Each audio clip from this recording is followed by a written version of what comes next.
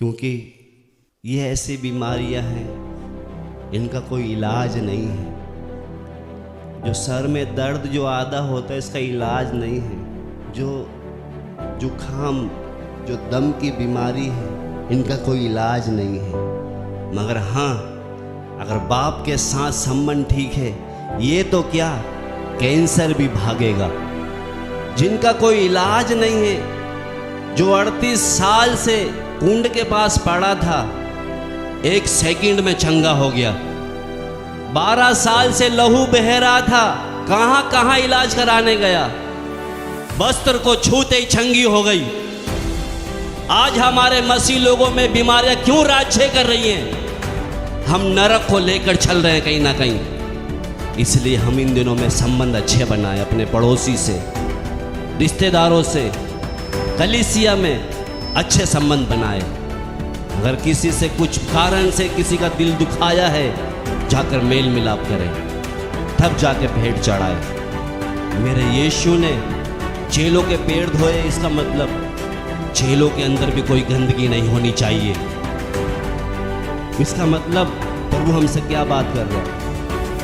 हमारे प्रति अगर किसी के अंदर कोई गंदगी है, जाकर हम साफ करें, तभी हम बोल सकते हैं प्रभु हमारे अपराधों को माफ कर। सभी को जय मसीह की। ठीक है सब, हालेलुया। परमेश्वर का हम धन्यवाद दें, एक मौका और उसने हमें दिया है। अभी हम देश की हालत देखें तो बिगड़ती जा रही। अगर हम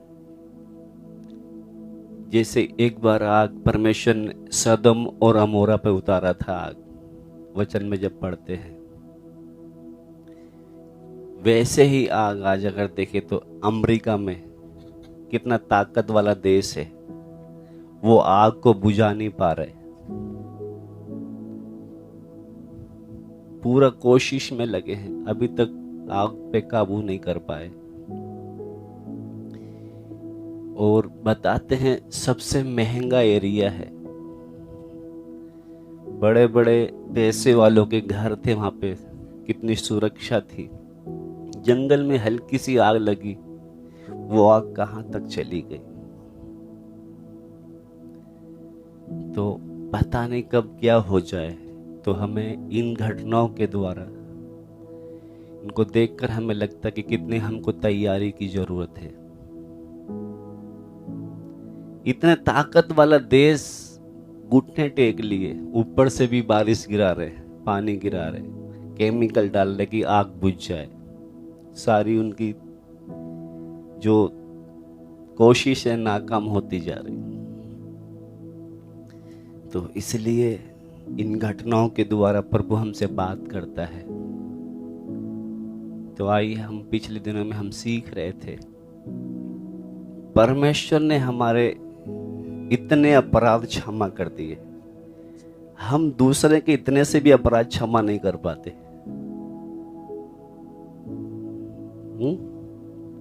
प्रभु ने हमारे अपराध इतने सारे माफ कर दिए, अगर कोई हमसे थोड़ा सा कुछ बोलते हम उसको माफ नहीं कर पाते। इसीलिए वहां प्रभु ने प्रार्थना अपने चेलों को सिखाया कि जिस रीति से तुम दूसरों के अपराध क्षमा करोगे, वैसे ही स्वर्गीय पिता भी क्षमा करे। तो अब हम सोच सकते हैं हम दूसरे के अपराध कैसे क्षमा करते हैं, मन से करते हैं या ऊपर से करते हैं। अगर ऊपर से करेंगे तो वो भी ऊपर से करें। इसलिए जो हमारे अंदर जो स्वभाव है, उसको मजबूरी में हमें छोड़ना पड़ेगा। हमारा स्वभाव क्या है? दूसरों को माफ करने वाला नहीं है। किसी ने कुछ किया है तो हमारा स्वभाव पता क्या है? प्रभु इससे तू बदला लियो, मैं तो कुछ नहीं। ऐसा स्वभाव शैतान का होता है, ऐसा स्वभाव क्योंकि शैतान का काम क्या है? नष्ट करना, दूसरों को बर्बाद करना। अगर वही स्वभाव हमारा है कि प्रभु मैं तो कुछ नहीं कह रही हूं, तू इसको कर जो करना है, हम कुछ नहीं कह रहे, तू करियो, मतलब हमारे अंदर एक सोच तो है, यानी कि बदला तू लियो, मैं नहीं लूं। यानी कि हमारे अंदर अभी भी क्या है, बदले की है ना, माफ करने वाला स्वभाव होना है। क्या स्वभाव होना है? माफ करने वाला। कभी कभी जैसे भाई अर्जुन जी है, इन्होंने मुझे कुछ कहा, अब मैं सोचूंगा उम्र में बड़े भी हैं और प्रभु के दास भी है, तो मैं क्या, इन्होंने मुझे कुछ कहा तो प्रभु मैं तो कुछ नहीं कह सकता, तू निपट इनसे। मतलब फिर भी अंदर कुछ है कि प्रभु इसको तू कुछ ना कुछ सजा। ये मन हमारा कैसे होना चाहिए? माफ करने वाले, प्रभु उनको माफ कर, प्रभु तेरी सजा कोई उन पर ना है। हम तो क्या है, मैं नहीं दे सकता प्रभु तू दे। ये स्वभाव किसका है? शैतान का है। हमारे अंदर ऐसा भी नहीं आना चाहिए, क्योंकि लिखा ना, जैसे तुम करोगे वैसे मैं भी करूंगा। समझ में आता है आपको? तो आइए हम एक बार और प्रभु हमसे बात कर रहे हैं। हालेलुया, स्तुति हो। आज जो हम सीखेंगे, संबंधों को ठीक करना। किसको? संबंध। संबंध का मतलब है? जैसे भाई बहन, माँ बाप, पड़ोसी, विश्वासी, सेवक। संबंध में कुछ हो जाता तो संबंध को क्या करना है? ठीक करना। करेंगे ठीक? नहीं करेंगे। प्रभु तू कैसे भी बात कर, हम चलना है हमें तो है? प्रार्थना क्या करते हम? प्रभु तू हमसे बात कर। प्रभु बात करता है, फिर भी चलना अपनी मर्जी में ही है, फिर सुनने से फायदा है कुछ? है कुछ फायदा? शीला बहन, कुछ फायदा है? अगर अपनी मर्जी में चलना है तो सुनने से कुछ फायदा है? आइए हम अपनी आंखें बंद करके एक छोटी सी प्रार्थना करके आगे जाएंगे। हालेलुया। स्वर्ग के परमेश्वर, एक बार और तेरे चरणों में आते हैं, तेरी आवाज को सुनने के लिए आए बाप। इधर हम प्रभु किसी मनुष्य को देखने नहीं, किसी मनुष्य की बात सुनने, कथा कहानी सुनने नहीं, तेरी आवाज को सुनने आए हैं। प्रभु हमारे जीवनों में प्रभु तेरा नियंत्रण हो, और प्रभु आप जैसा चाहते हैं हम उसके अनुसार तैयार हो सके। तेरी इच्छा हम में पूरी हो बाप। आज की पूरी सेवकाई में हम आपसे आशीष मांगते हैं, यीशु मसीह के नाम से, आमीन। आइए हमारा एक जानी पहचानी आयत है, निकालेंगे जल्दी से। तो आइए हम एक आयत निकाल कर आगे जाएंगे जल्दी से। मत्ती 5 का 22 से लेके 24 तक पढ़ेंगे। मत्ती 5 का 22 से 24 तक। परंतु मैं तुमसे यह कहता हूँ कि जो कोई अपने भाई पर क्रोध करेगा वह कचहरी में दंड के योग्य होगा, और जो कोई अपने भाई को निकम्मा कहेगा वह महासभा में दंड के योग्य होगा, और जो कोई कहे अरे मूर्ख, वह नरक की आग के दंड के योग्य होगा। इसलिए यदि तू अपनी भेंट वेदी पर लाए और वहाँ तू स्मरण करे कि तेरे भाई के मन में तेरे लिए कुछ विरोध है, तो अपनी भेंट वहीं वेदी के सामने छोड़ दे और जाकर पहले अपने भाई से मेल मिलाप कर और तब आकर अपनी भेंट चढ़ा। हालेलुया। आइए हम प्रभु से प्रार्थना करें, प्रभु तेरी आत्मा हमें इन वचनों के द्वारा सिखाए। हालेलुया। स्वर्ग के परमेश्वर, हम धन्यवाद देते हैं प्रभु। ये वचन हमने बहुत बार पढ़ा है, बहुत बार सीखा है, मगर इस वचन के द्वारा प्रभु आप हमसे क्या बातचीत करना चाहते हैं, हम एक एक से प्रभु आप बात करें, आप बात करें बाप, ताकि जैसा आप चाहते हम तैयार हो सके। एक एक को समझने के लिए तेरी आत्मा सहायता करने पा, यीशु मसीह के नाम से आमीन। एक बार और पढ़े बेटा। परंतु मैं तुमसे यह कहता हूँ कि जो कोई अपने भाई पर क्रोध करेगा वह कचहरी में दंड के योग्य होगा, और जो कोई अपने भाई को निकम्मा कहेगा वह महासभा में दंड के योग्य होगा, और जो कोई कहे अरे मूर्ख वह नरक की आग के दंड के योग्य होगा। इसलिए यदि तू अपनी भेंट वेदी पर लाए और वहाँ तू स्मरण करे कि तेरे भाई के मन में तेरे लिए कुछ विरोध है, तेरे भाई के मन कुछ विरोध है, तो अपनी भेंट वहीं वेदी के सामने छोड़ दे और जाकर पहले अपने भाई से मेल मिलाप कर और तब आकर अपनी भेंट चढ़ा। हालेलुया।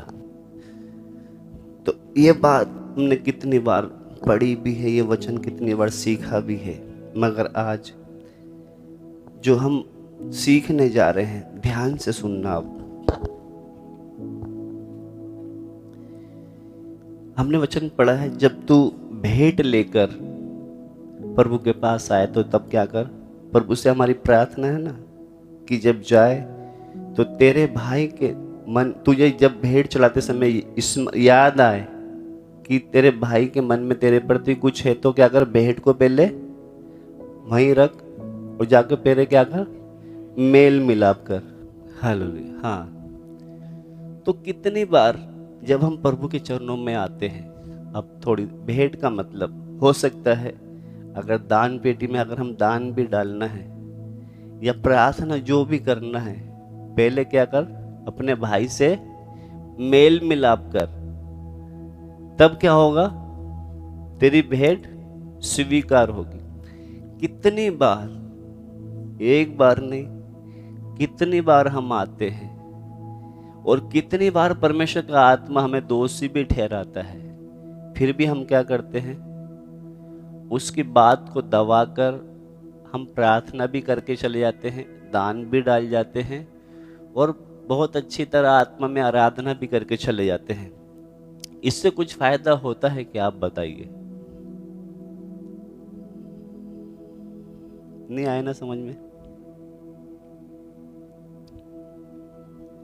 उधर जब पढ़ोगे ना साफ साफ लिखा है, क्योंकि अगर इसको 21 को मिला के पढ़ोगे तो वहां पे लिखा है, 21 भी मिला है बाबू। तुम सुन चुके हो कि पूर्व काल के लोगों से कहा गया था कि हत्या ना करना, हत्या ना करना, और जो कोई हत्या करेगा वह कचहरी में दंड के योग्य होगा। क्योंकि कोई अगर हत्या करता है तो वो कहाँ जाएगा, जेल में जाएगा। तो प्रभु कहता है आगे 22, परंतु मैं तुमसे यह कहता हूँ। अब इधर प्रभु पुराने समय में अगर हत्या करने वाला व्यक्ति कहाँ जाता था, जेल में। आगे, कि जो कोई अपने भाई पर क्रोध करेगा वह कचहरी में दंड के योग्य होगा। इधर खून करना नहीं है आपको, आपने सिर्फ क्या करा, क्रोध कर लिया, गुस्सा कर लिया, आप क्या हो गए, दंड के योग्य है। आप कितनी बार देखना,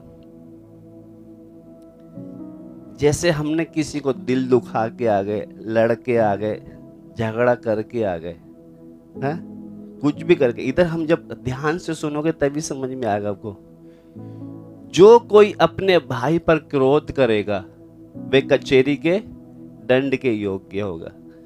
जो कोई अपने भाई पर क्रोध करेगा, हम क्या करते, क्रोध का मतलब हम लड़के झगड़ के कैसे भी करके आ जाते हैं। पुराने नियम में तो जो कोई हत्या करेगा वो कचहरी में दंड के, मगर यहाँ तो तूने कहा है, वचन पढ़ते, तूने अगर क्रोध भी किया है तो तू क्या है, दंड के। हम कितनी बार गुस्सा करके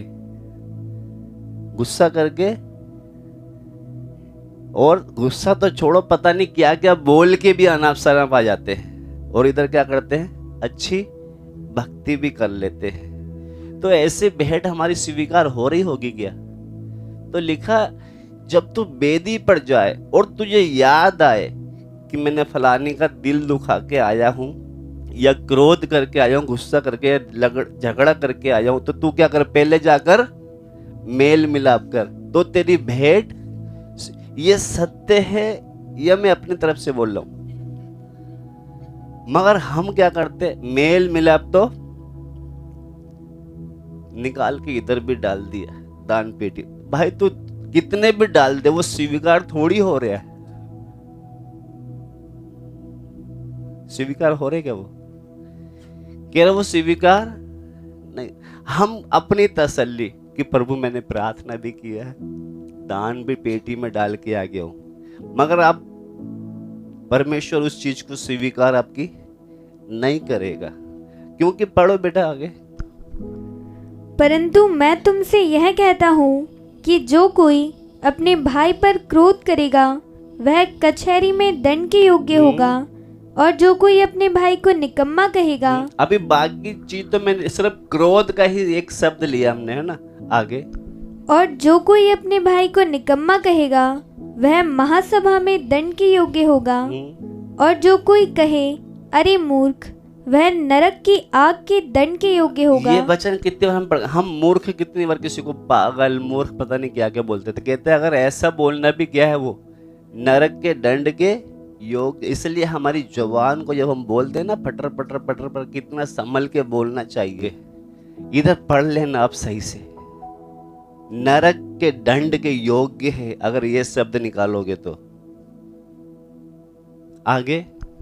इसलिए यदि तू अपनी भेंट वेदी पर लाए और वहां तू स्मरण करे। हम तो आते हैं ना, हम कुछ याद नहीं करते। हम याद का मतलब प्रभु मैंने कहीं किसी का दिल दुखा के तो नहीं आया, अनाप शनाप। क्योंकि अगर हम जांचेंगे नहीं हमारी भेंट स्वीकार नहीं होगी। हम तो आए हालेलुया स्तुति जय जयकार हालेलुया ये वो बोल बोल के गाना गा के आराधना करके चलो ये हो गई प्रार्थना। उसके चरणों में आते समय जांचे हम कि प्रभु कहीं किसी को दिल दुखा के या लड़ाई झगड़ा करके या किसी का बेमानी से कुछ पैसा लेके तो नहीं मैं इधर आके बैठ गया हूं। ऐसे करने से आपकी आराधना स्वीकार नहीं होगी। इसलिए यदि तू अपनी भेंट वेदी पर लाए और वहां तू स्मरण करे कि मेरे भाई के मन में, मेरे मन में नहीं मेरे भाई, क्योंकि अब हम किसी से लड़के आए तो बेचारा वो तो उसके मन में कुछ ना कुछ तो हमारे प्रति, हम बोले नहीं मेरे मन में तो कुछ नहीं है, तू तो भैया बहुत पवित्र है, तेरे मन में कोई कड़वाड़ तो आ ही नहीं सकती, तू तो बहुत धर्मी है। मगर तेरे भाई के मन में कि तेरे भाई के मन में तेरे लिए कुछ विरोध है। हाँ, तो अपनी क्योंकि किसी को हम कुछ बोल के आए तो उसके मन में हमारे प्रति कुछ है। समझ में आ रहा है आपको? बहुत धीरे से जाऊंगा। हम तो जो मर्जी बोल बाल के आ गए, प्रभु माफ कर। हम बोलते ना मेरे भैया मैं तो क्या हूं, धर्मी हूं, मेरे मन में किसी के प्रति, भाई तेरे मन में नहीं है, मगर तूने किसी को कुछ बोल के आया उसके मन में तेरे प्रति है। मैं जो बोल रहा हूं समझ में आ रहा है आपको? हम जो मर्जी कांड कर देते और बोलते हैं ना प्रभु मेरे मन में तो कुछ नहीं है, किसी को जो मर्जी बोल के आ जाते हैं हम, और जिसको हमने बोला है उसके मन में हमारे प्रति कुछ ना कुछ तो है। तो हमें क्या करना है, उस भेंट को वहीं रख के पहले क्या करके आए, बहन या बीबी या बेटी मैंने ये क्रोध किया है, मुझे क्या कर तू माफ। तब जाकर क्या कर, इधर भेंट चढ़ा तो तेरी भेंट स्वीकार होगी। हम तो क्या बोलते हैं, मेरे मन में बाप कुछ नहीं है। अरे मूर्ख पहले वचन तो सही से पढ़ ले, मैं क्या बोल रहा हूं। तेरे भाई के मन में ऐसे लिखा है, पढ़े उसको, स्मरण कर कि तेरे भाई के मन में तेरे लिए कुछ विरोध है। तेरे भाई के, क्योंकि किसी को हमने कुछ बोलकर, क्रोध से बोलकर कुछ आए हैं, तो उस क्रोध के कारण उसने अपने मन में हमारे प्रति कुछ रख लिया है। तो क्या करना है भाई, मैंने गुस्से में क्रोध में आके जो बोले हैं ना, मुझे क्या कर, माफ कर, मुझे क्षमा कर, तो तेरी भेंट। मैं जो बोलता हूं आपको समझ में आता है? ऐसे हमने सीखा है पहले कभी? हमने तो क्या, प्रभु मेरे अंदर तो कुछ नहीं है, उसको प्रभु उसके मन में है तो तू उसको निपट, मेरे मन में तो आप है ना धोखे में है। पहले वचन सही से पढ़ लिया करो। उधर लिखा है कि मेरे भाई के मन में मेरी ओर से कुछ विरोध है, क्योंकि जब हमने क्रोध करके आए तो वो हमारे मन, उसके मन में हमारे प्रति क्या कुछ ना कुछ तो क्या करेगा, वो विरोध रखेगा। हो सकता है पड़ोसी से हम लड़के आ गए तो पड़ोसी क्या करेगा, कमजोर है तो हमसे कुछ नहीं बोलेगा, मगर मन में तो उसने कुछ रख लिया है ना। वो बेचारा कमजोर है, हम ज्यादा पैसे वाले, वो गरीब है, हमने उसको दबा के आ गए, ठोक के भी आ गए, मगर उसके मन में हमारे प्रति कुछ ना कुछ है। तो इसलिए लिखा पहले क्या कर, भेंट यहीं रख, पहले क्या कर गया, मेल मिलाप कर। आगे, तो अपनी भेंट वहीं वेदी के सामने छोड़ दे। हाँ, और जाकर पहले अपने भाई से मेल मिलाप कर और तब आकर अपनी भेंट चढ़ा। तब आकर अपनी भेंट चढ़ा, तब क्या होगी, स्वीकार होगी। नहीं तो तुम जो मर्जी क्रोध में जो मर्जी बोल के आकर इधर आके बोलते हैं धन्यवाद हो प्रभु, जय जयकार हो, आप कितना भी शोर मचाओ, आपकी स्वीकार भेंट नहीं होगी। आप पूरा महीने की सैलरी डाल दो इधर,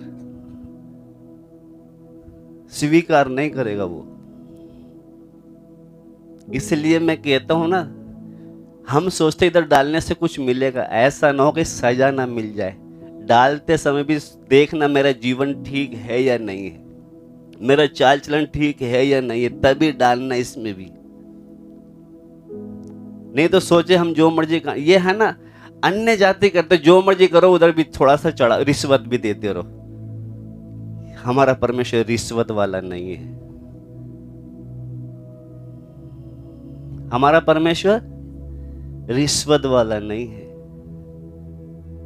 आपका चाल चलन अच्छा चाहिए, उसको पैसा नहीं चाहिए आपका।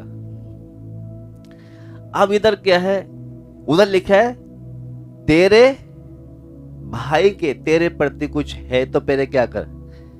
अब मैं एक बात बताता हूं, यीशु मसीह के और उसके चेले के भी बहुत सारे क्या थे, क्या थे, बैरी थे। वो क्यों थे,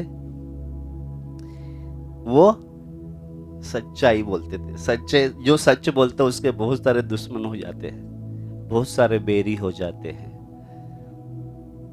मगर जो सत्य है वो तो हमें बोलना है, भले कोई गुस्सा करे या ना करे, चाहे 10 बार गुस्सा हो जाए, मगर सत्य बोलना है। मगर हमें जाके मेल मिलाप कहाँ करना है, किसी के साथ हमने कुछ बोल के आ गए, क्रोध करके आ गए, अनाप शनाप बोल के आ गए, लड़ के आ गए, उलट फिलट कुछ करके, तो फिर हमको क्या करना, पहले क्या करना है, मेल मिलाप करके आए। क्योंकि प्रभु यीशु मसीह और उनके शिष्य जितने भी थे उनको सबको सताया गया। क्यों? क्योंकि वो क्या बोलते थे, आज अगर हम सत्य बोलेंगे कितने हमारे दुश्मन हो जाएंगे, बैरी हो जाएंगे, उनसे हम चिंता ना करें। क्योंकि अगर मान लो भाई या बहन कुछ उल्टा सीधा काम करेंगे, हम उनको टोकेंगे ना, तो वो क्या करेगा, ये मेरे पीछे पड़ा रहता है, और भी तो करते हैं, उनको तो कुछ बोलते नहीं है। हमारे प्रति उसके अंदर क्या आएगी, 10 बार आ जाए, हमारा काम है, गलत करोगे तो टोकेंगे। 10 बार आपके अंदर जलन आए, हमारे प्रति गुस्सा आ जाए, बैर आ जाए, गांठ बांध लो, मगर सत्य के लिए हम तो क्या कहे, खड़े हैं, बोलेंगे। आपको भागना है, भागो यहां से। अगर नहीं बोल रहे हम, आपकी कमी नहीं, अभी मेरे बच्चे हैं, उनको मैं गलती पर नहीं डांटूंगा, सबसे ज्यादा बड़ा दुश्मन तो मैं ही हूं, सबसे ज्यादा दुश्मन तो मैं ही हूं। इसलिए हम तो क्या करेंगे, डांटेंगे। बेटा तू गलती करेगा, 10 डांटूंगा या मारूंगा भी, रहने तो रहने, तो भाग यहां से, नहीं तो भाग यहां से। मेरे अनुसार चलेगा, मैं बोलूंगा तो ठीक है, नहीं तो क्या कर, निकल यहां से। तो उसी तरह प्रभु यीशु मसीह के उनके शिष्य के भी बहुत सारे शत्रु थे। बनने दो ना, कोई दिक्कत थोड़ी है। कोई दिक्कत है क्या? है? तो इसलिए इधर जब पढ़ते समय अगर हमने एक आयत पढ़ के फिर हम थोड़ा सा आगे जाएंगे। आपको समझ में आया कुछ? हम कितनी बार हमारी प्रार्थना क्या होती है, प्रभु उस भाई से मैंने अभी गुस्सा करके आई, मैं उस भाई के लिए या बहन के लिए या पड़ोसी के लिए प्रभु माफी चाहती हूँ, प्रभु मुझे माफ कर, अब मेरे अंदर कुछ नहीं। उसके भाई आपके अंदर नहीं है, मगर किसी को आपने कुछ बोल के उसके अंदर तो है ना। तो इसलिए जब प्रार्थना, प्रभु पता क्या सिखा रहा है? प्रभु ने प्रार्थना क्या सिखाया पता है? प्रभु मेरे पापों को क्षमा कर। क्या लिखा उधर? हमारे का मतलब मेरे भी और उस भाई बहन के भी, हमारे दोनों के क्या कर। ऐसे ही लिखा है या उधर लिखा है मेरे? थोड़ा वचन सही से पढ़े करें हम उधर क्या लिखा है? प्रभु उस भाई को मैंने या बहन को या कुछ भी मैं बोल के मुझे क्या कर, माफ कर।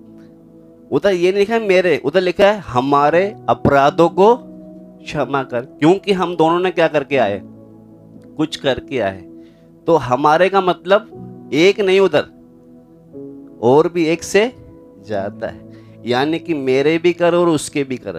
क्योंकि उसके और मेरे कब होंगे? जब ये बहन से मैं झगड़ा करके आया हूं ना, तो ये बोलेगी क्योंकि ये अभी कमजोर है थोड़ी देर के लिए, तो ये मेरे से लड़ नहीं सकती, मुझे कुछ जवाब नहीं दे सकती, मगर मन में इसने कुछ रख, वो मन में से कब निकलेगा? मैं जाऊंगा, बहन मैंने गुस्से में क्रोध में आके कुछ बोला है, तो बहन क्या करेगी? माफ कर देगी। तो पाप किसके? मेरे भी और उसके भी, दोनों के क्या हो गए? क्षमा हो गए ना। समझ में आ रहा आपको? तो इसलिए लिखा, वहां पर लिखा है हमारे अपराधों को क्षमा कर। तब इधर जब भेंट हम चढ़ाने आएंगे वो हमारी क्या होगी? स्वीकार होगी। आपको समझ में आ रहा है? जिनको आ रहे हाथ उठाए, सबको आ गया।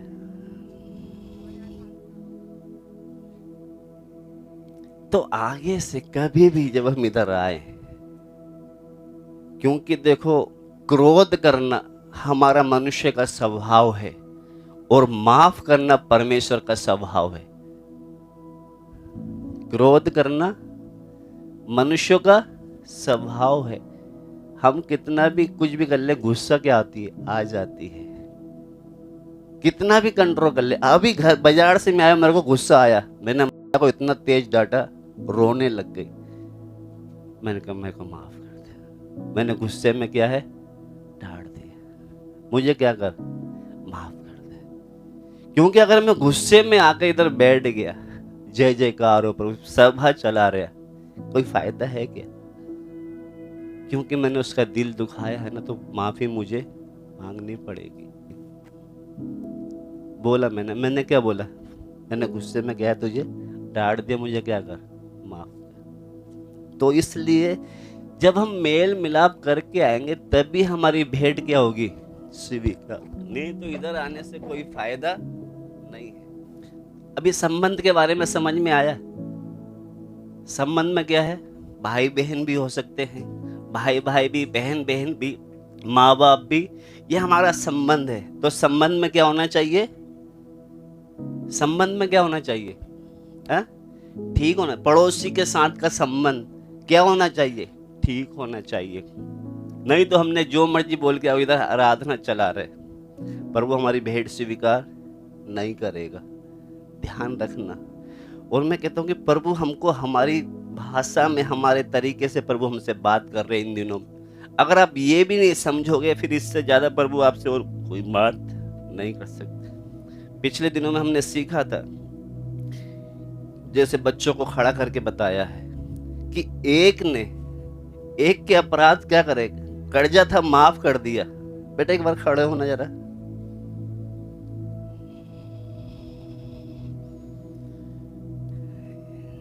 इसने इसको 10 लाख रुपए दिए, समझने के लिए। इसने इसको 10 लाख दिए, तो ये काम करती है इसके पास, ये काम करती है। तो इसके पास इसने, ये कैशियर है, ये इसने उल्टे सीधे काम में खर्च कर दिया। इसका मन है कि मैं इससे हिसाब लूं, जब हिसाब इसके पास कुछ भी नहीं है। तो ये कह रहा मुझे भाई कुछ नहीं पता, तू अपना चाहे घर बेच, बीवी बेच, बच्चे बेच, मुझे मेरा ऐसा चाहिए। तो ये रो के गिड़गिड़ाने लग गया, पाँव पर गिर गया कि मेरे पास अभी नहीं है, मैं कमा के धीरे धीरे। तो इसको दया आई, इसने इसको क्या कर दिया, सारे कर्जा माफ कर दिए। बैठ खड़ा बेटा, तू तो खड़ा।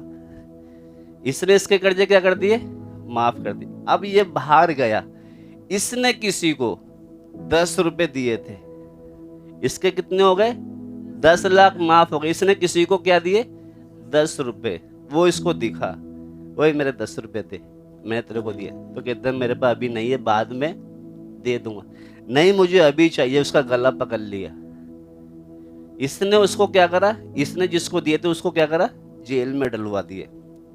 कुछ समय के बाद जब पता चला कि इसने एक व्यक्ति को क्या करा, जेल में, तो जब इसको पता चला कि मैंने इसके 10 लाख माफ कर दिए, ये 10 रुपए माफ नहीं कर सकता था।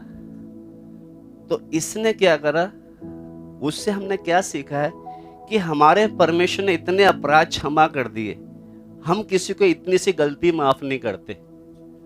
तो लिखा है कि जैसे तुम करोगे वैसे मैं भी करूंगा। बैठ जाओ बेटे। तो इसलिए इन दिनों में हमें क्या है, एक स्वभाव हमारे अंदर आना चाहिए कि प्रभु मैं दूसरे को दिल से माफ कर सकूं। कैसे?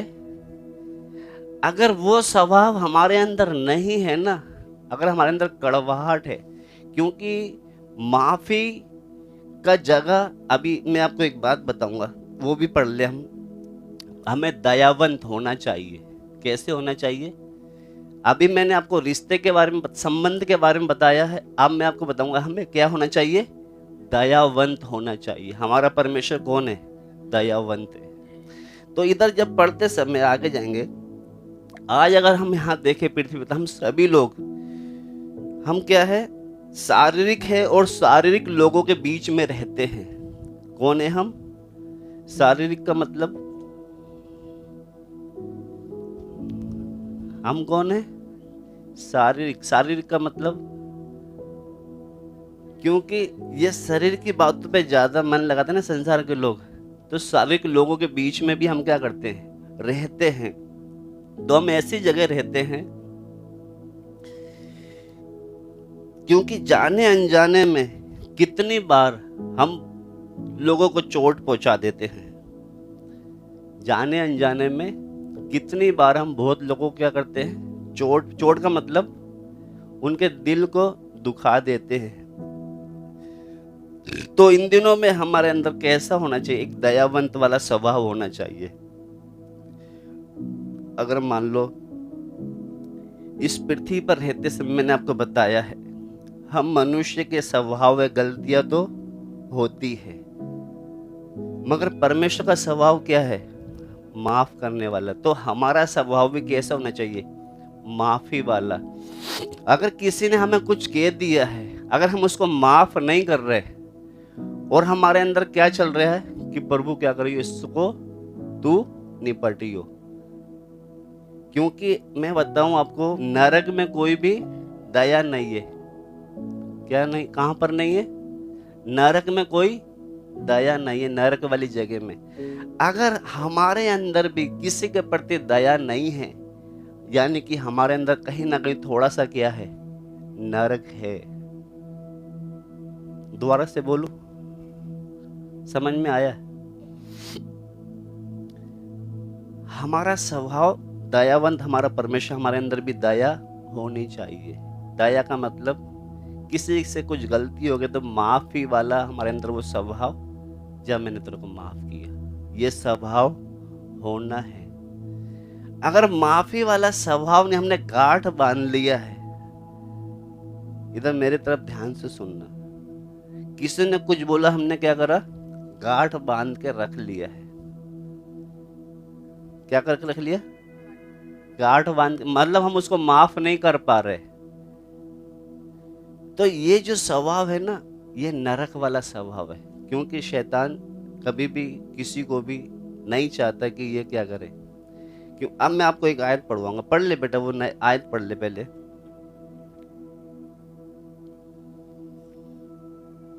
क्योंकि अगर हम किसी को माफ नहीं कर रहे, क्योंकि नरक में एक लक्षण जैसे बुखार आता तो एक लक्षण होता है ना, गर्म हो जाता है शरीर, क्या हो जाता है, गर्म हो जाता है। तो वही है नरक, एक लक्षण ये है कि वो वहां पर कोई दया नहीं है। उधर नरक में जाओगे तो आपको पूरा तड़पना पड़ेगा, उधर आपको माफी की कोई गुंजाइश नहीं है। हम बोलेंगे ना कि जैसे कि ये ज्यादा जल रहा है तो क्या करें, इसको थोड़ा सा पानी पिलाते, उधर दया नहीं है। लाजर के बारे में हम पढ़ते हैं ना, वो कहते मैं इधर तड़प रहे हो, मुझे उससे बोलते थोड़ा सा पानी मेरी जीभ में, उधर दया नहीं है। अगर हमारे अंदर दया नहीं तो इसका मतलब हमारे अंदर कहीं ना कहीं नरक का थोड़ा सा अंश है। मैं जो बोलता हूं समझ में आ रहा है? इसलिए हमारा स्वभाव कैसे होना चाहिए, दयावंत। आज बहुत से लोग अगर हम देखें ना, मैं जल्दी खत्म करूंगा इधर क्योंकि प्रभु भोज भी है। क्योंकि प्रभु यीशु मसीह ने हमें क्या प्रार्थना सिखाई है कि जैसे हमने अपराधियों को क्षमा किया, ठीक वैसे तू हमारे अपराधों को क्षमा कर। क्योंकि अगर हम किसी को माफ नहीं कर पा रहे तो यानी कि वो नरक वाला स्वभाव हमारे अंदर है। आज वो स्वभाव होने के कारण, अभी कान खोल के सुन लेना, जो मेन पॉइंट पे हम जा रहे हैं, अब पूरा जो आज का प्रचार का मेन चीज है, ध्यान से सुनना। हमें क्या होना चाहिए, दयावंत होना चाहिए।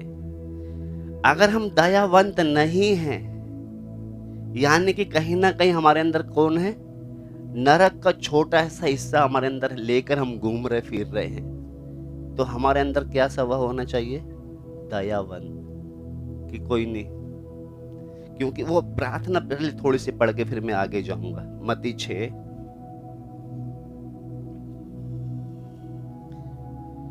वो लास्ट जो हमने सीखा था प्रार्थना, कि जैसे प्रभु ने प्रार्थना सिखाई थी ना चेलों को, कि जैसे हमने अपने अपराधियों को क्षमा किया ठीक वैसे तू हमारे अपराधों को। पढ़े बेटा वो।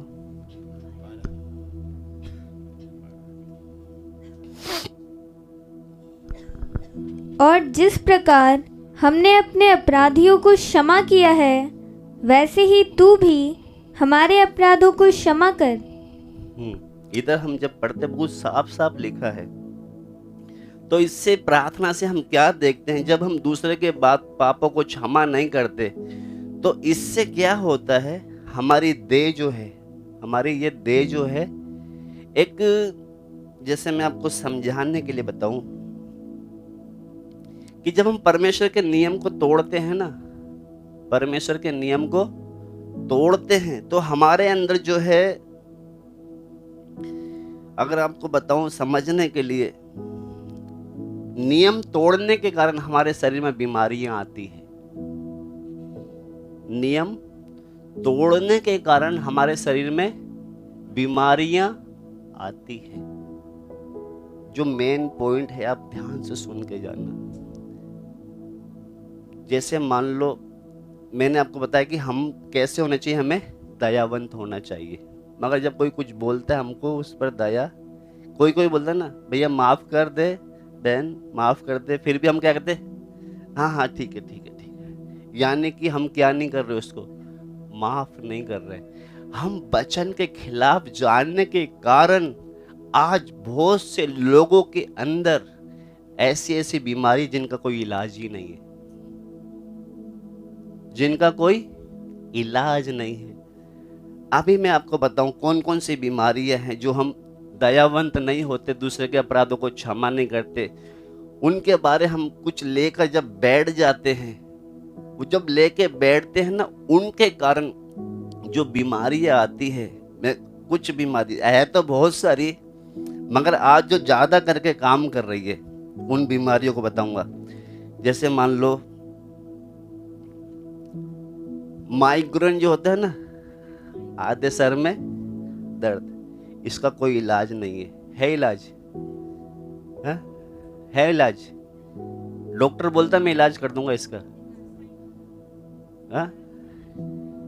गठिया, इसका कोई इलाज नहीं है। और जैसे कुछ कुछ थोड़ी थोड़ी बीमारी हैं जो मैंने जो सीखा इन दिनों में, जैसे मान लो जो गठिया है, आधे सिर में दर्द है, सर्दी जुकाम, जो दमा चलता है ना, दम थोड़ा सा जीने पे आए, हाँ, ये इनका कोई क्या नहीं है, इलाज नहीं है। क्योंकि ये बीमारी जो है ना उनके शरीर में नहीं है, उनके शरीर में नहीं है, उनके जो है ना प्राण जो बोलते हैं अंदर, उसमें ये बीमार, खून में बीमारी है, क्योंकि उसका फिर इलाज नहीं है। तो इन दिनों में हमें क्या बनना है? जैसे हम पढ़ते हैं ना, मेरे यीशु ने हमारी बीमारी के लिए क्या खाए? कोड़े खाए हैं। तो ये बीमारी क्यों हम पर राज्य कर रही है? मैं आपसे सवाल पूछता हूं। वचन झूठा है क्या? उसने कोड़े खाए, बोलेगा तुम, मैंने कोड़े खाए, तुम क्या होंगे? चंगे होंगे। फिर क्यों नहीं चंगे हो पा रहे हम? आज विश्वासी अन्य जाति आपसे बोले कि आपके यीशु ने आपके लिए कोड़े खाए हैं, आप ठीक क्यों नहीं हो रहे? क्या बोलोगे? कुछ जवाब रहेगा आपके पास? मैं जो बोल रहा हूं समझ में आ रहा है? 1 रुपए की दवाई नहीं खाई आज। मैं ये नहीं कहता कि आप भी मत खाओ, मैं ये नहीं कहता कि आप दवाई मत खाओ, डॉक्टर पास मत जाओ, जाओ 10 बार जाओ। अगर मेरे को दिक्कत होगी मैं भी जाऊंगा, मगर मेरा बाप जब मैं वफादार हूं ना, वो चंगाई दे के चलाता है। क्योंकि उसने क्या, मैंने तेरे लिए कोड़े खाए हैं। ये बीमारी हम पर राज्य क्यों करती है? हम कहीं ना कहीं नरक लेकर चल रहे हैं। क्या लेके चल रहे?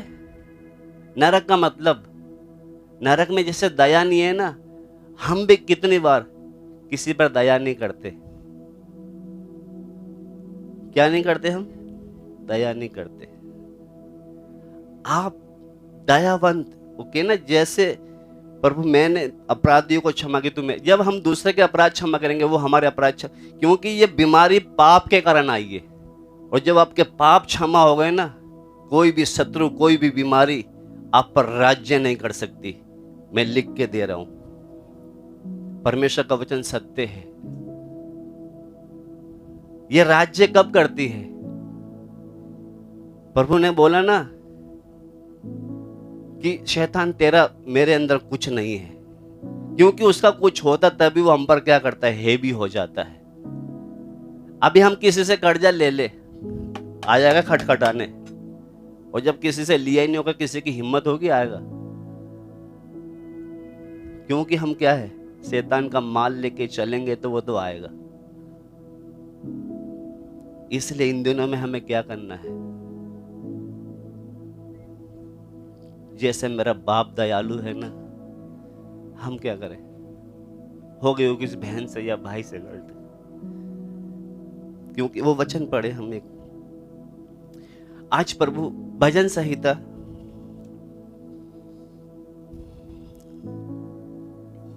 उसका 66 का 18, मैंने बहुत लोगों को देखा है, कितने साल हो गए उनकी जुखाम ही नहीं जाती। क्या करते हैं वो? जरा सा चलेंगे, भाई इतने साल हो गए, जुखाम हमको भी तो होती है, थोड़ा अंडा खाया, मछली खाई, हो जाती जुखाम, मगर इनकी क्यों नहीं जा रही? है? क्यों? क्या है ये कहीं ना कहीं परमेश्वर का क्या है? तो इधर मैं आपको एक बात, पढ़े बेटा वो भजन संहिता 66 उसका 18 पढ़ेंगे। यदि मैं मन में अनर्थ की बात सोचता तो प्रभु मेरी ना सुनता।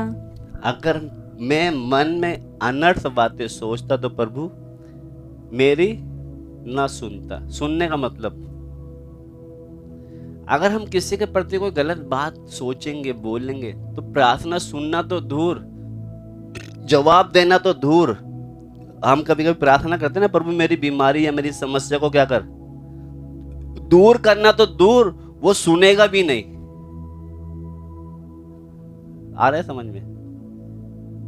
दूर करना तो दूर, वो आपकी प्रार्थना क्या नहीं करेगा, सुनेगा ही नहीं, क्योंकि आप उसके वचन के क्या हैं, विरोध में जब जाओगे। अभी हम जब यहाँ के नियम तोड़ेंगे, जब विरोध में जाएंगे नियम के, तो क्या होगा, भुगतान तो देनी पड़ेगी। हम भी जब परमेश्वर के विरुद्ध जाएंगे तो क्या है, कुछ ना कुछ तो देना ही पड़ेगा। इसलिए एक आयत पढ़ के फिर हम अपने प्रभु भोज की सेवकाई भी है। तो इसलिए इन दिनों में हमें क्या है, हमने पहली बात सीखी क्या है, संबंध। संबंध क्या है, हमारे ठीक होने इधर आने से पहले।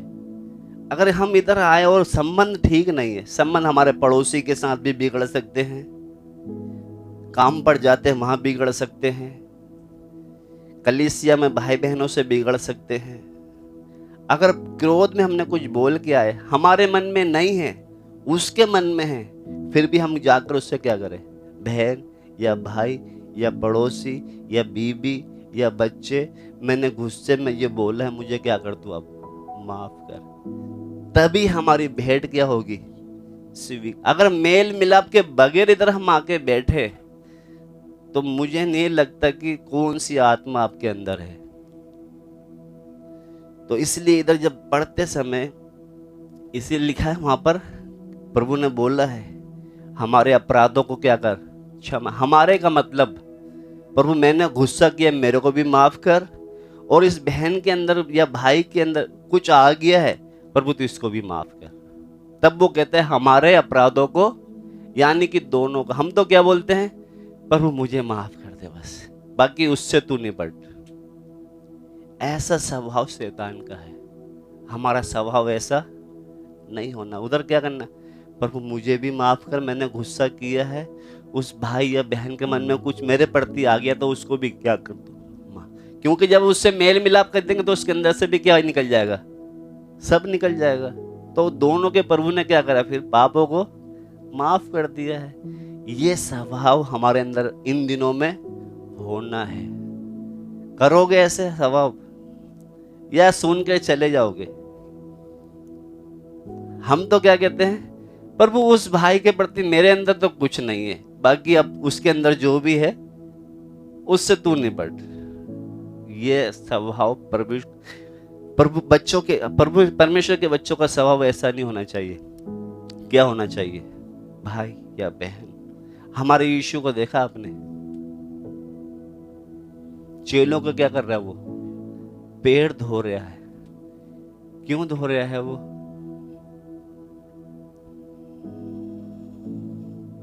क्यों धो रहा है? खड़े होने बेटा जरा। पैर धोते क्यों है, मेरे को बताओ आप।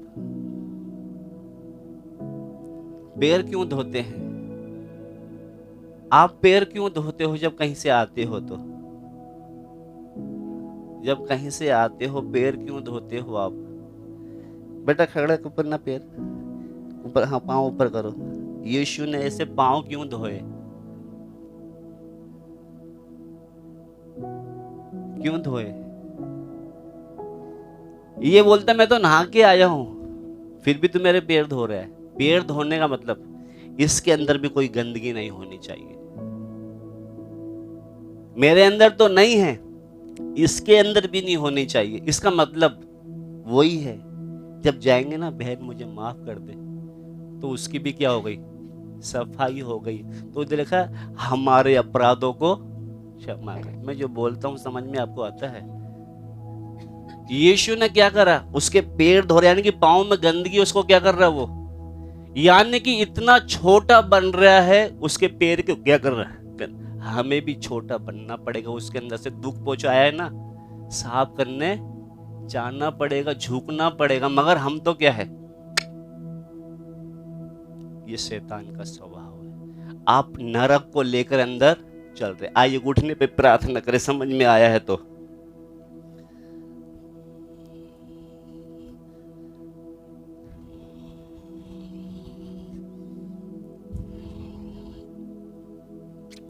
हालेलुया। हमारा यीशु इतना बड़ा होकर चेलों के पैर धो रहा, हम बोलते हैं उससे माफी मांगने जाऊंगा मैं? मेरे यीशु से सीख लो जरा। चेले के पैर धोने जा रहे हैं वो, और हम बोलते हैं नहीं, मैं ये तो हो ही नहीं सकता मैं उसके सामने झुकूं। अगर एक को बचाना है तो झुक भी सकते, कोई दिक्कत नहीं। हालेलुया। प्रेमी परमेश्वर, अगर वचन समझ में आया है, प्रभु से बातचीत करें। आज कितने लोग परमेश्वर की आज्ञा का उल्लंघन करने के कारण बीमारियां लेकर चल रहे हैं। हालेलुया। जबकि यीशु ने हमारे रोगों के लिए कोड़े खा लिए हैं, फिर ये बीमारी हम अंदर क्यों है? ये निराशा है, चिंता है, उदासी, ये क्यों है? जब उसने कहा है ना, हाल जब हम उधर लिखा है दो गोरैया के बारे में, अगर एक गोरैया नीचे भी गिरनी है तो बाप की मर्जी होगी जब भी गिरेगी। मतलब कि चिड़िया,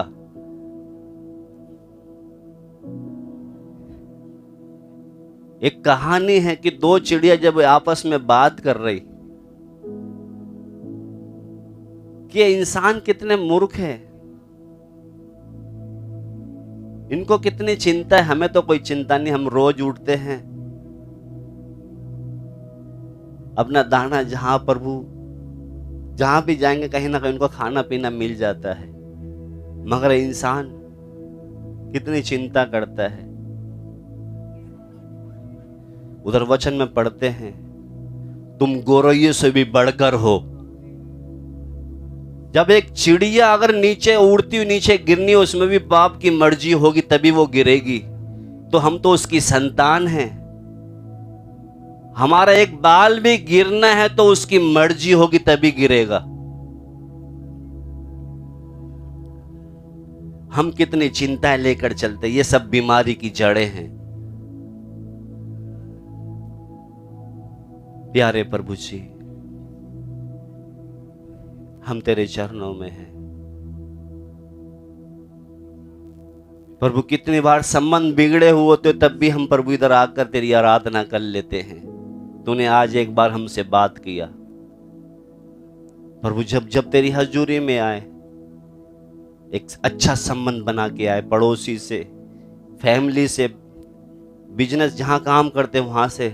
अगर हो सकता है, मनुष्य स्वभाव है, गुस्सा आ जाता है, मगर प्रभु जब मेल मिलाप होगा, मुझे पता कि तभी मेरी भेंट स्वीकार होगी।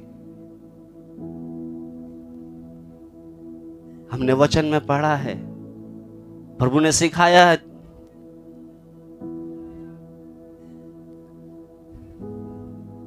कि जिस नाप से तुम नापोगे उस नाप से तुम्हें दिया जाएगा। हम लोगों को कितना माफ करते हैं उतनी माफी हमें मिलेगी। अगर दवा दवा के हिला हिला के देंगे तो वो भी हमें दवा दवा के हिला हिला के देगा।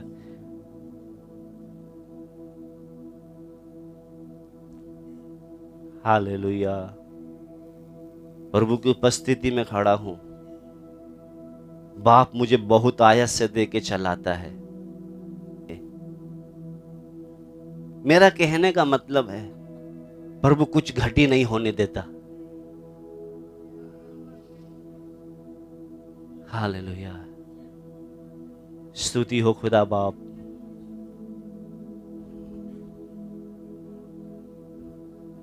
अगर हमारे संबंध कहीं बिगड़े हैं, क्रोध करके हमने आए हैं, तो हम आज प्रभु उसके चरणों में प्रार्थना करें। बाप, उस भाई या बहन या पड़ोसी, प्रभु मैंने उस पर गुस्सा किया है,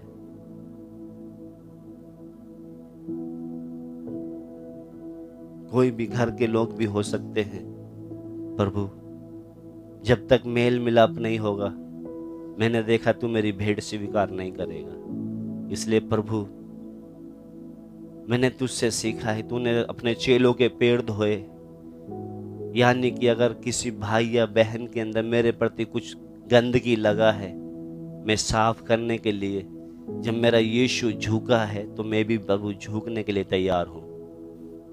अगर प्रभु ने बात किया हमसे, हम प्रार्थना करें, हाँ बाप।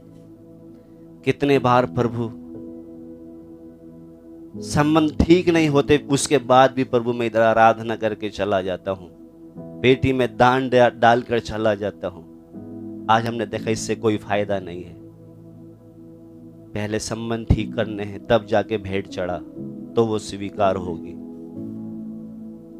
प्रभु मेरे अपराध क्षमा माफ होना इतना काफी नहीं है। मेरे भाई, मेरे बहन, मेरे पड़ोसी, उनके भी अपराध क्षमा होना चाहिए। हालेलुया, धन्यवाद हो। बाकी सत्य के लिए अगर कोई शत्रु होता है, होने दो। अगर हमने किसी का दिल दुखाया है, ऐसे यीशु मसीह के उसके शिष्य के कितने शत्रु बन गए थे, बनने दो, उससे कोई दिक्कत। अगर सत्य हम बोलते हैं तो हालेलुया। अगर लड़ाई झगड़ा क्रोध किसी से करके आए, उसके लिए हम पहले मेल मिलाप करके आए। धन्यवाद हो बाप। अगर हमने किस पिछले दिनों में कुछ हो गया है हमारे जीवन में घटना, हम प्रभु से प्रार्थना करें, प्रभु तेरी मेज में मुझे शामिल होना है। अगर अभी ठीक नहीं, अंदर अगुवाई नहीं होता, मेज में हाथ ना डाले। उसका मेरा जो बोलने का मतलब था, क्योंकि ये ऐसी बीमारियां हैं, इनका कोई इलाज नहीं है। जो सर में दर्द जो आधा होता है, इसका इलाज नहीं है। जो जुखाम, जो दम की बीमारी है, इनका कोई इलाज नहीं है। मगर हाँ, अगर बाप के साथ संबंध ठीक है, ये तो क्या, कैंसर भी भागेगा।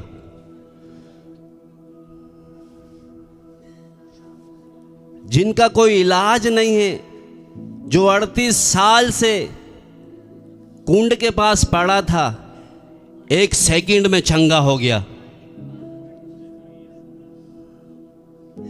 12 साल से लहू बह रहा था, कहां कहां इलाज कराने गया, वस्त्र को छूते ही चंगी हो गई। आज हमारे मसीह लोगों में बीमारियां क्यों राज्य कर रही हैं? हम नरक को लेकर चल रहे हैं कहीं ना कहीं।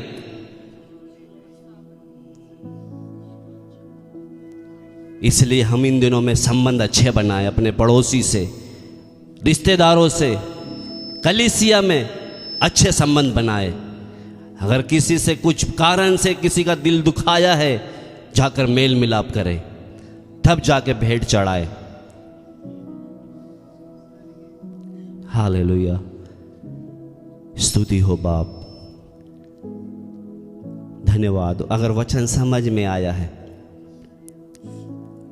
प्रभु की मेज हमारे पास। हाँ बाप, पिछले दिनों में वचन का कमी होने के कारण मैं दूसरों को माफ नहीं कर पाती थी या कर पाता था, उसके प्रति कुछ लेकर मैं चलता था। मेरे यीशु ने चेलों के पैर धोए, इसका मतलब चेलों के अंदर भी कोई गंदगी नहीं होनी चाहिए। इसका मतलब प्रभु हमसे क्या बात कर रहा है? हमारे प्रति अगर किसी के अंदर कोई गंदगी है, जाकर हम साफ करें, तभी हम बोल सकते हैं प्रभु हमारे अपराधों को माफ कर। हालेलुया, धन्यवाद हो। अगर आज प्रभु ने बात किया, प्रभु शैतान झुंड को तोड़ना चाहता है। कलीसिया, प्रभु की प्रार्थना है ना कि पिता है पिता, हम एक हो जाए और वो भी हम में एक हो जाए। हालेलुया। अगर कितना भी झुकना पड़े, छोटा बनना पड़े, शैतान कलीसिया में फूट नहीं डालने दूंगा, फूट नहीं डालने दूंगी। जैसे पिता, पुत्र और पवित्र आत्मा एक है, वैसे कलीसिया भी एक हो जाए। हालेलुया। धन्यवाद हो प्रभु जी, धन्यवाद, धन्यवाद। आइए हम प्रार्थना करें। हमारे स्वर्गीय पिता, हम धन्यवाद देते हैं, तूने हमसे बात किया, धन्यवाद हो प्रभु। ये वचन शैतान चुराने ना पाए प्रभु जी। इन दिनों में जो हमसे तू बात कर रहा है प्रभु, उसको बारीकी से सीखने के लिए तेरी आत्मा सहायता करने पाए। अभी वापस हम अपने घरों की ओर जाएंगे, अब हमारे साथ रहना। जिस योजना, जिस उद्देश्य से तूने हमें बुलाया है हमारे जीवन में प्रभु, वो काम पूरा हो। जैसे प्रभु तूने प्रार्थना किया है, जो काम पिता ने मुझे दिया था वो मैंने पूरा करके तेरी महिमा की है प्रभु। तूने हमारे जो काम दिया है उसको पूरा करने के लिए चाहे लहू बहाना पड़े, चाहे छोटा बनना पड़े, पर वो पूरा काम मैं अपने जीवन के द्वारा करूं। आपको प्रभु आशीष दे इन वचनों के द्वारा। प्यारे परमेश्वर, हम धन्यवाद देते हैं आज की संगति के लिए। तू आशीष करके दिया, धन्यवाद हो। अब ये वापस हम जाए, तू हमारे साथ रहना, दोबारा मिलने तक तेरे पंखों की आड़ में हमें संभालना। सब आदर महिमा आपके नाम को देते प्रार्थना जल्द आने वाले प्रभु यीशु मसीह के नाम से मांगते। सबको जय मसीह की।